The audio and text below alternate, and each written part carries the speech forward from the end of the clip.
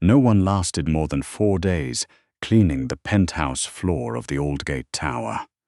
Not the agency's best worker. Not the woman who'd cleaned 3 governors' mansions without breaking a single thing. Not even the retired housekeeper who'd survived 30 years of demanding clients and claimed she'd seen everything. 4 days. That was the record. Then, whoever it was would call the agency in tears or simply never show up again, and the agency would apologize profusely to the building's primary resident and promise to send someone better next time. Poppy Dunn was not someone better. She was 26, 5'4", and the scheduling coordinator at Clearwater Staffing had described her, very diplomatically, as our most enthusiastic placement. What that meant, in practice, was that Poppy Dunn had somehow managed to flood a law firm's break room, reverse a vacuum cleaner into a senator's antique armoire, and once, memorably, lock herself off inside a panic room for 3 hours at a client's home in Georgetown, while the client was hosting a dinner party on the other side of the wall. She had also never been fired. This was either a testament to her relentless cheerfulness or evidence that the universe had a very specific sense of humor. On the morning she was assigned to Aldgate Tower, Poppy ate a gas station breakfast sandwich in the parking garage elevator, dropped her lanyard into the wheel of her cleaning cart, and spent 4 minutes untangling herself before the doors opened on the 43rd floor. The man standing in the hallway was not supposed to be there. The briefing had been very clear. The client was a private individual, rarely home during morning hours, and staff were to clean without interaction. Poppy had nodded vigorously at this. She was excellent at not interacting, mostly because she talked so much that people stopped trying to have conversations with her. But the man in the hallway was very much home and very much staring at her, and he was the kind of person who made you instantly aware of every stupid thing you'd ever done in your life. He was tall, not outrageously so, but enough that Poppy felt more compact than usual standing in front of him, which was saying something. Dark hair with threads of silver at the temples, a jaw that looked like it had been carved by someone with strong opinions about architecture, and he was wearing what appeared to be a custom charcoal suit at 8:30 in the morning, which felt like a personal attack on everyone who owned sweatpants. He looked at her cart. He looked at her face. He looked at the strand of lanyard still wrapped around the wheel. "You're the cleaner," he said. It was not a question. It was the tone of a man confirming information he found mildly implausible. "Yes," Poppy said. "Poppy Dunn, from Clearwater. I have ID if you—" She reached into her pocket, knocked her elbow into the cart handle, and sent a bottle of spray cleaner rolling across the marble floor directly into the man's Italian leather shoe. He looked down at it. She looked down at it. "Sorry," Poppy said. "That happens less than it sounds like it does." His name was Nikolai Varro, and he owned the entire 43rd floor. He also, though this was considerably less public knowledge, controlled the movement of significant sums of money through 7 different countries, maintained quiet arrangements with 3 port authorities, and was the reason that a particular federal investigation into shipping irregularities had been quietly redirected twice in the past 4 years. Poppy did not know any of this. What she knew was that his apartment was the most beautiful place she'd ever been paid to clean, and that she was absolutely going to break something in it. She started in the kitchen, which was enormous and white, and filled with the kind of equipment that belonged in a restaurant rather than a home. She polished the counters, reorganized nothing because the brief had said specifically not to reorganize anything, and was doing perfectly fine until she opened the cabinet under the sink to get to the second cleaning caddy, and discovered that the previous cleaner had left behind a small portable speaker, which fell out and hit the floor and began playing, at significant volume, a mid-tempo pop song from 2019. Poppy lunged for it. Her hip caught the edge of the open cabinet door. The cabinet door swung into the trash can. The trash can tipped sideways with a sound like a small avalanche. From somewhere deeper in the apartment, there was a silence that felt pointed. Nikolai Varro appeared in the kitchen doorway 30 seconds later. He looked at Poppy, who was crouching on the floor with the trash can righted, and the speaker silenced and her expression set to what she privately called calm professional, which mostly involved not blinking too fast. "The cabinet," she said, "was already like that." "It was not," he said. "No," she agreed. "It wasn't." He studied her for a moment with the expression of a man running calculations. Then he said, "Coffee," and pointed at the machine on the counter, and walked back out. Poppy stared at the coffee machine. It was the kind with no visible buttons, which was either very high-end or a very elaborate trap. She found the instructions in the third drawer, made the coffee without incident, carried the cup carefully down the hallway, and then the rug in the study had a curl at the corner that nobody had mentioned in the briefing notes, and the cup tilted, and approximately 4 ounces of black coffee landed on Nikolai Varro's open laptop. The sound he made was not quite a word. Poppy set down the cup. She looked at the laptop. She looked at him. "I know what you're thinking," she said. "I sincerely doubt that," he said. "You're thinking that this is the part where you call the agency." She pulled the cloth from her cart with the automatic precision of someone who had done emergency cleanups many times before and began blotting. "And I understand." "I do. This looks bad. But the laptop is fine.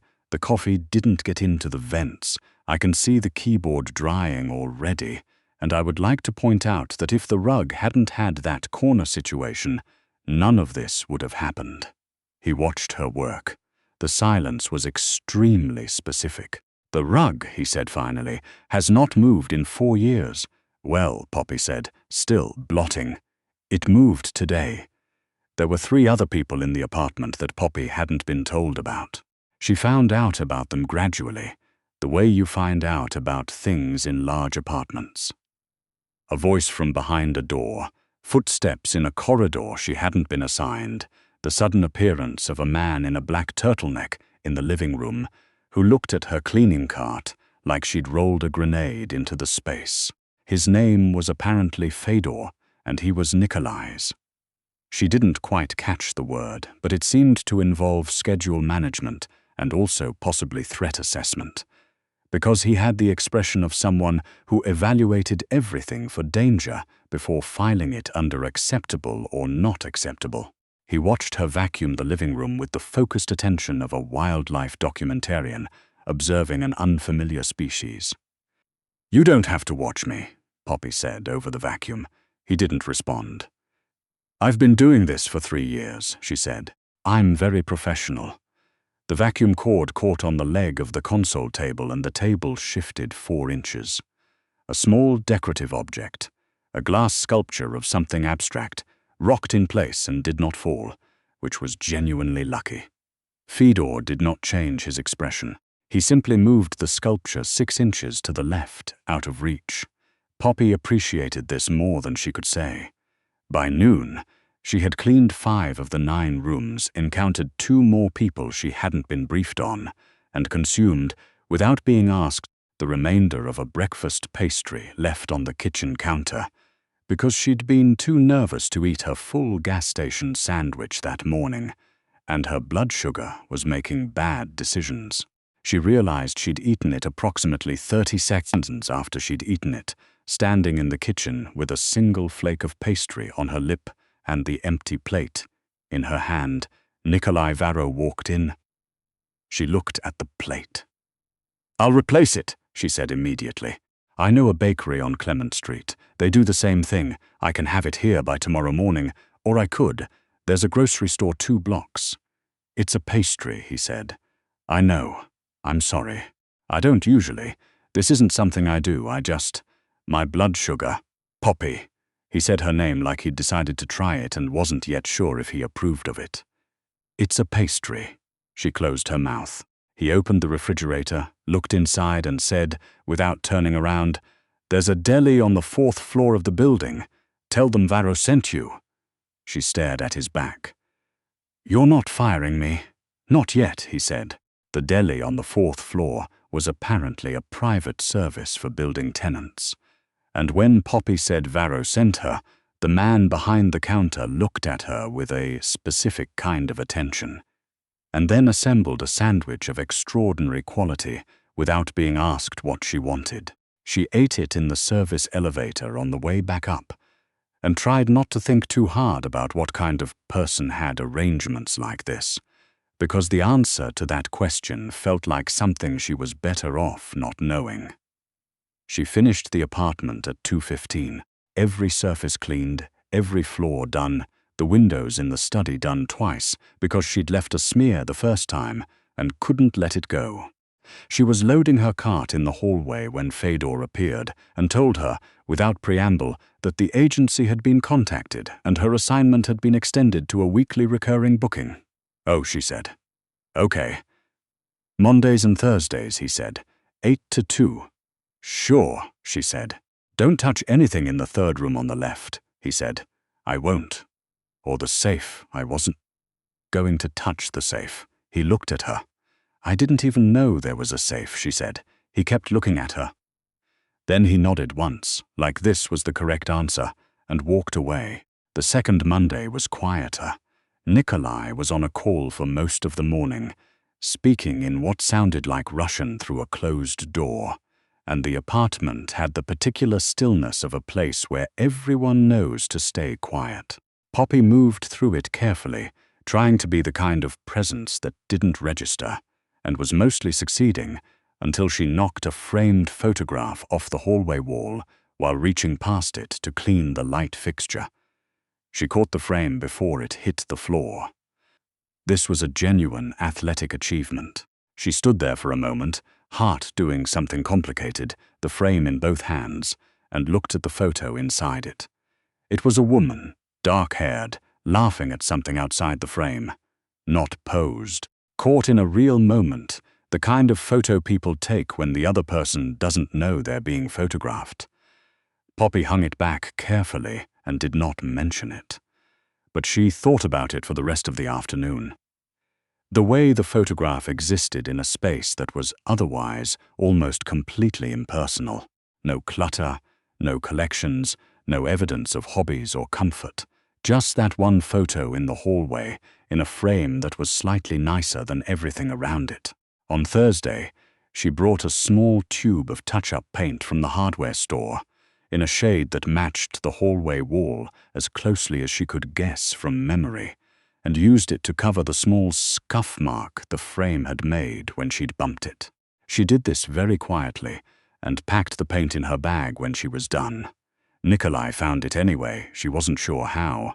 But on the following Monday, he came into the hallway while she was working in the adjacent room and looked at the wall for a moment with an expression she couldn't read. And then he said, "You painted the wall. The frame scuffed it," she said. "When I bumped it, I matched the color as close as I could." He looked at the wall for another moment. "It's a good match."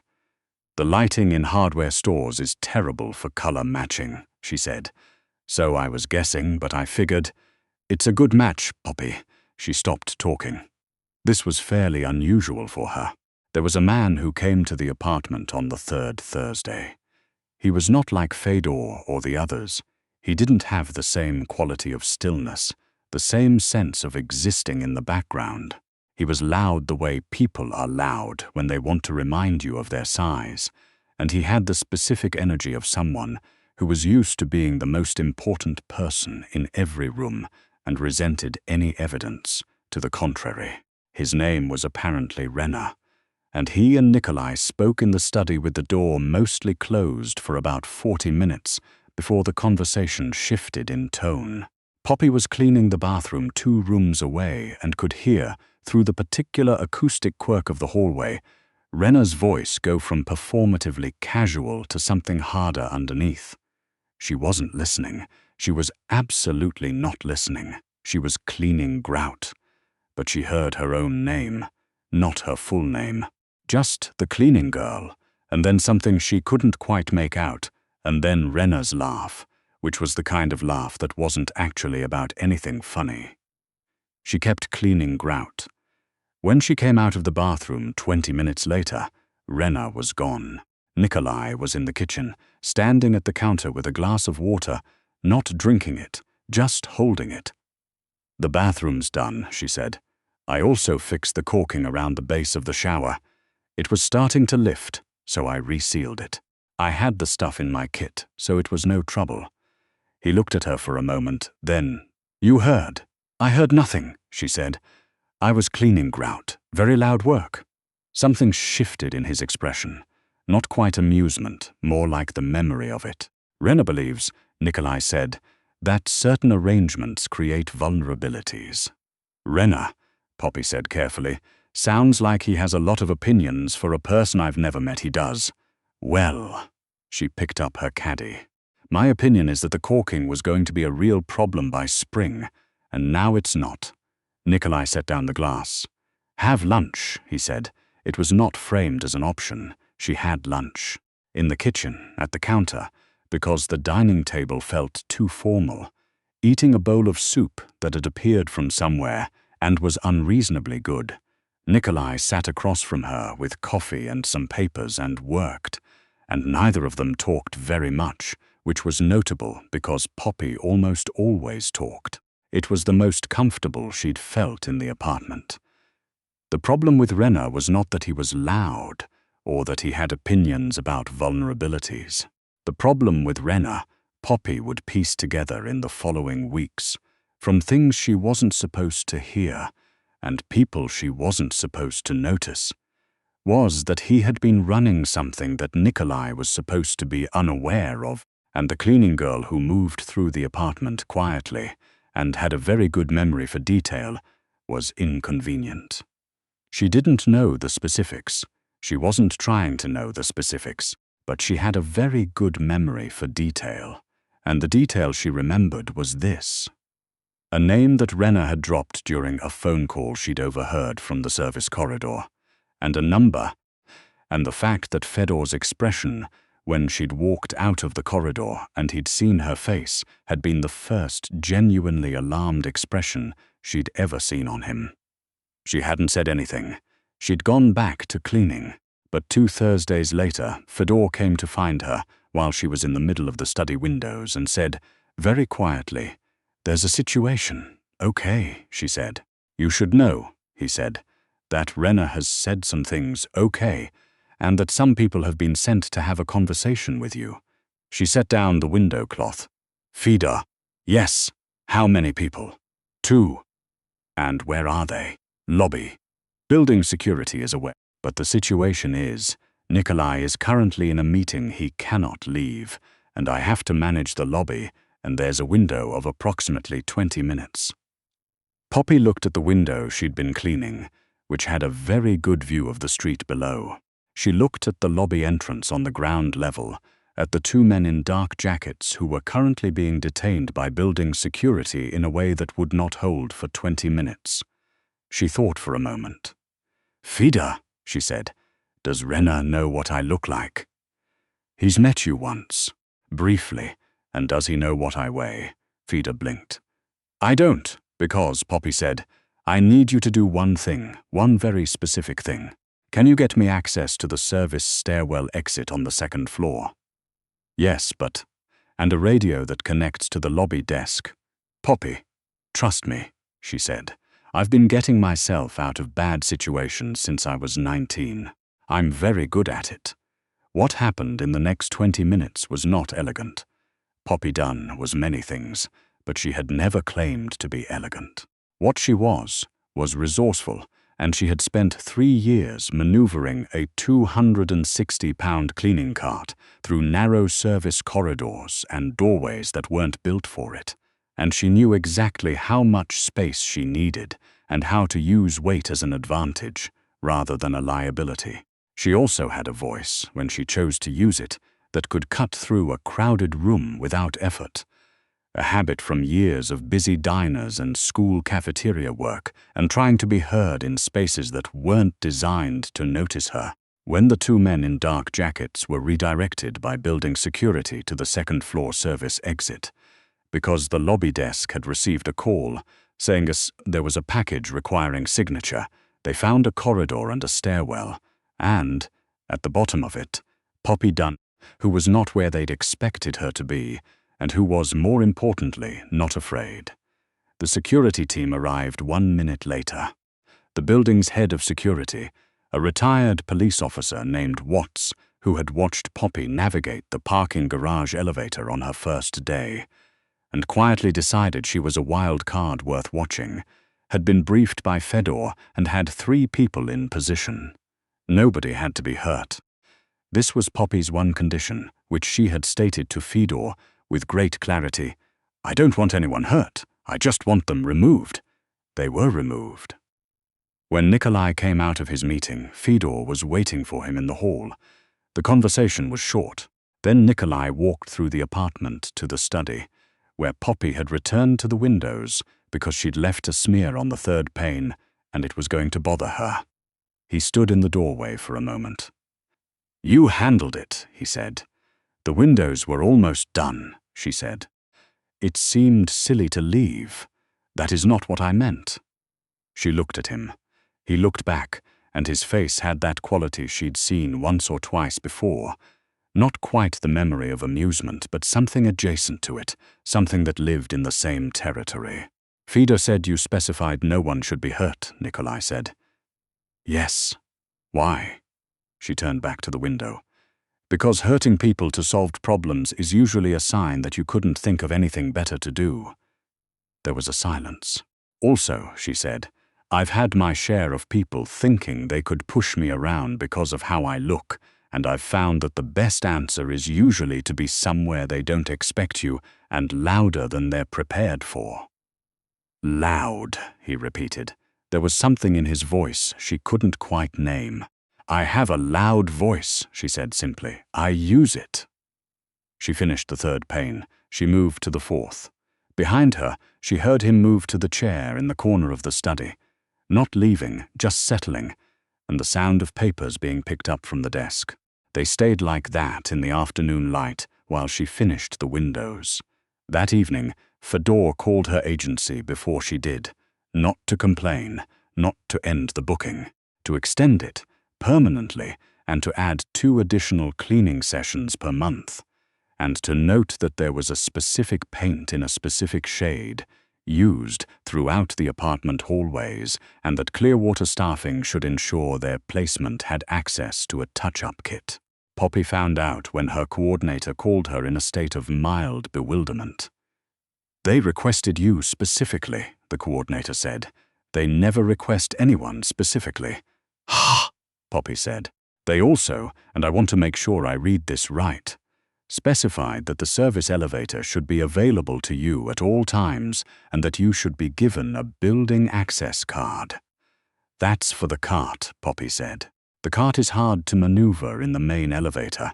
They also left a note that says, and I quote, "The rug in the study has been flattened and the corner issue has been resolved." Poppy was quiet for a moment. "That's very considerate," she said. There was a Tuesday the following month.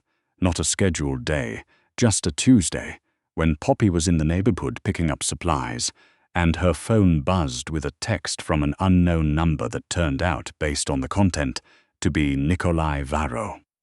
It said, "The coffee machine has produced something incoherent. I believe it's broken." She stood on the sidewalk for a moment, looking at her phone. Then she typed back, "What did it do?" It beeped continuously, then it stopped. "Did you press the button on the left side or the right side?" A pause. "There are 2 buttons, there are 4 buttons. Did you read the instructions?" A longer pause. "Where are the instructions?" "3rd drawer, the one that isn't the junk drawer." Another pause. "Then how do you know which one is the junk drawer?"